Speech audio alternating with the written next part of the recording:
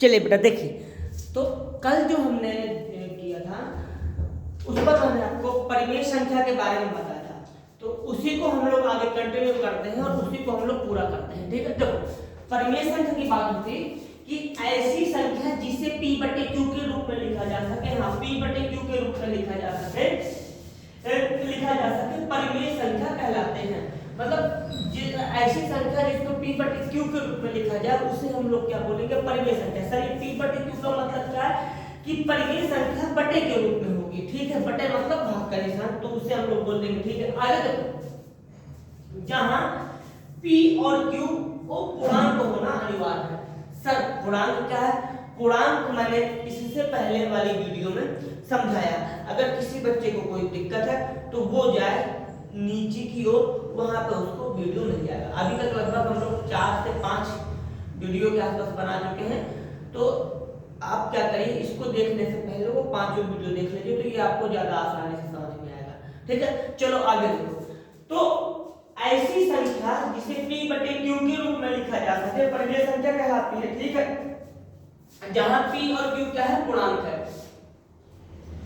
p और q क्या होंगे, पूर्णांक होंगे। पूर्णांक वही -1 -2 -3 -4 0 1 2 3 4 5 6 7 8 ये होंगे। आज मेरा एक क्वेश्चन है, मैंने पहले की वीडियो में बताया हुआ है कि जीरो जो होता है, जीरो धनात्मक होता है कि ऋणात्मक होता है, सोचिएगा। ठीक है, अगर नहीं आता है तो पीछे जाइए, देखिए वीडियो को, फिर इधर आइए, फिर पढ़िएगा। देखो बेटा ध्यान से समझो, कहानी क्या है कि मैंने यहाँ लिखा है कि जहां p और q क्या होंगे, पूर्णांक होंगे। और देखो जैसे ये है सर, जैसे ये रहा p बटे में q, यानी कि संख्या परिमेय संख्या कैसे बनेगी, हमेशा बटे के रूप में होगी। परिमेय संख्या बटे के रूप में होगी। तो देखो यहाँ पे अगर मैंने लिख दिया 4 बटे में 5, हाँ ये एक परिमेय संख्या है, तो यहाँ लिखा p तथा q को पूर्णांक होना चाहिए, ये पूर्णांक है, 4 बटे 5 पूर्णांक है। आगे देखिए अनिवार्य q का मान 0 के बराबर कभी नहीं होगा, q का मान 0 के बराबर कभी नहीं होगा। तो q का मान यानी कि जो नीचे वाली वैल्यू है ना, ये वैल्यू कभी भी 0 के बराबर नहीं होगी। अगर कहीं पे ऐसा लिखा हुआ है 4 बटे में 0, यानी कि देखो p का मान कितना रख दिया हमने, 4, p का मान ये p का मान कितना उठा के रखा, 4, और q का मान कितना रख दिया, 0। अगर ऐसा करते हैं तो फिर इसको हम लोग परिमेय संख्या नहीं बोलेंगे, इस चीज को हम लोग परिमेय संख्या नहीं बोला जा सकता। इतनी बातें समझ में आ गई है, कोई दिक्कत? चलो आगे बढ़ते हैं। परिमेय संख्या हमने देख लिया। अगर इसी चीज को मैं इस तरीके से लिख दूं, ध्यान समझना, अगर मैं 3 बटे में 0 लिखूं तो क्या ये परिमेय संख्या? बिल्कुल परिमेय संख्या नहीं होगी। क्यों? क्योंकि जो q का मान है वो q का मान 0 है, और अगर q का मान 0 है तो फिर मैं उसको परिमेय संख्या नहीं बोल सकता। ठीक, अच्छा कब कब हम लोग परिमेय संख्या नहीं बोल सकते? सिंपल सी बात है, p और q का मान पूर्णांक कर लीजिए तो आप उसको परिमेय संख्या नहीं कहेंगे। जैसे यहाँ पे अगर मैं मान लिख देता हूँ 3√5, तो ये मेरी परिमेय संख्या नहीं कहलाएगी, क्योंकि q का मान क्या होना चाहिए, q का मान पूर्णांक संख्या होना चाहिए, हाँ, लेकिन 0 को छोड़ के। सर तो एक क्वेश्चन मेरा ये है कि अगर कहीं पे आपको ये लिखा हुआ है 0 बटे में 10, 0 बटे में भी लेते हैं 6, 0 बटे में 6, तो 0 बटे 6 अगर लिखा है कहीं पे, तो क्या ये एक परिमेय संख्या है कि नहीं? सोचिए, सोच के बताइए, 0 क्या मेरी एक परिमेय संख्या है कि नहीं है? 0 बटे 6 मेरी एक परिमेय संख्या है कि नहीं? सोचो, हाँ क्या है बताओ, कमेंट में लिख के बताओ। 0 मेरी 0 बटे 6 मेरी परिमेय संख्या है कि नहीं? हाँ नहीं है, नहीं रुको, यहाँ पे क्या है ना, 0 जो है बेटा, देखो p की जगह पे 0 लिखा है, यहाँ पे q के लिए मना किया गया कि q की जगह पे 0 नहीं आएगा, पर p की जगह में तो 0 आ ही सकता है ना, वहां पे ऐसी थोड़ी ना कोई रोक टोक है। तो p की जगह में तो अगर p की जगह में 0 आ रहा है तो मतलब वो रेशनल नंबर हो जाएगा, वहां पे कोई समस्या नहीं, बस q की जगह में 0 नहीं होना चाहिए। तो अगर कहीं ये लिखा है 6 बटे 0 बटे 6, इसका मतलब ये हमारा क्या परिमेय संख्या यानी कि रेशनल नंबर हो जाएगा। इसी को इंग्लिश में रेशनल नंबर परिमेय संख्या भी बोलते हैं। ठीक है, कितनी बातें समझ में आ गई हैं, कोई दिक्कत है? अब देखिए यहाँ पे तुमको परिमेय संख्या, अभी इसको इतना ही रखते हैं, हम लोगों ने काफी समझ लिया। ठीक है, अब हम लोग पढ़ते हैं आगे। देखिए आज हम लोगों का, ये तो मैंने रिवीजन करा दिया, आज हम लोगों का जो नेक्स्ट में बोलते हैं समतुल्य भिन्न।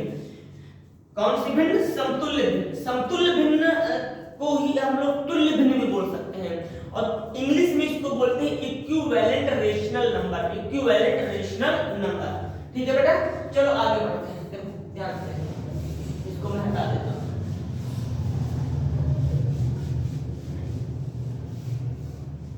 तो समतुल्य, तो यहां पर मैं लिखता हूं समतुल्य, समतुल्य भिन्न। समतुल्य भिन्न, इस समतुल्य भिन्न का मतलब क्या है? देखो, सम मतलब होता है उसके बराबर, और तुल्य मतलब जिससे तुलना कहते हैं, यानी कि उसके बराबर।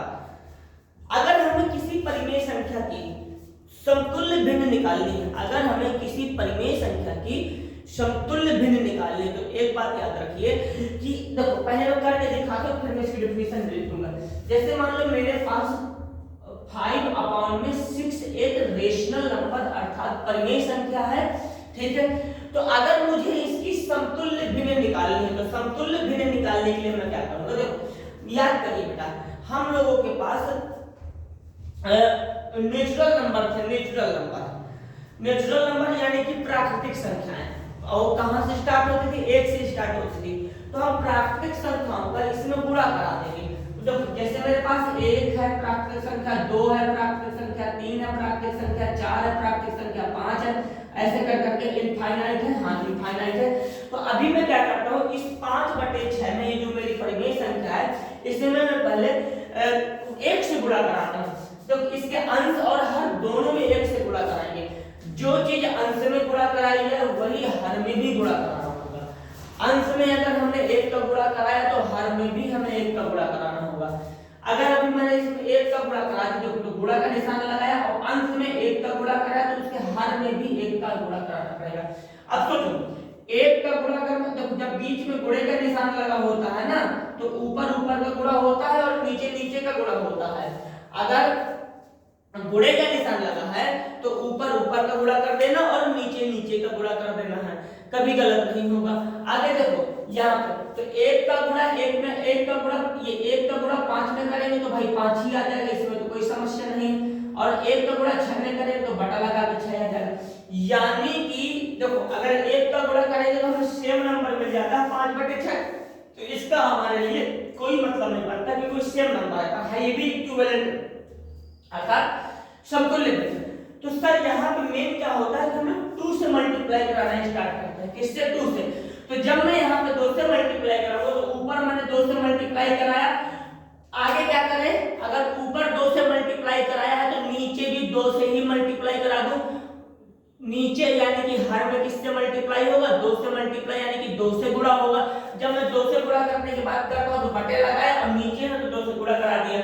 अब इसमें जब मैं 2 से गुणा कराऊंगा तो मुझे कितना मिलने वाला है? देखो भाई, यहाँ पे हो गया कितना? 10, यहाँ पे हो गया 12।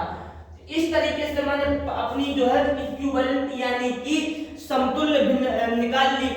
सर आप क्या केवल 2 का गुणा कराएंगे? नहीं बेटा, 2 का गुणा नहीं कराएंगे हम, यहाँ पे 3 का भी करा सकते हैं, 4 का भी करा सकते हैं, 5 का भी करा सकते हैं। देखो, अगर अब मैं इसी में 5/6 में, अगर मैं 5/6 में 3 का गुणा करा दूं, ऊपर नीचे 3 का गुणा करा देते तो हो जाएगा 3 5 15, ये हो जाएगा कितना? 18।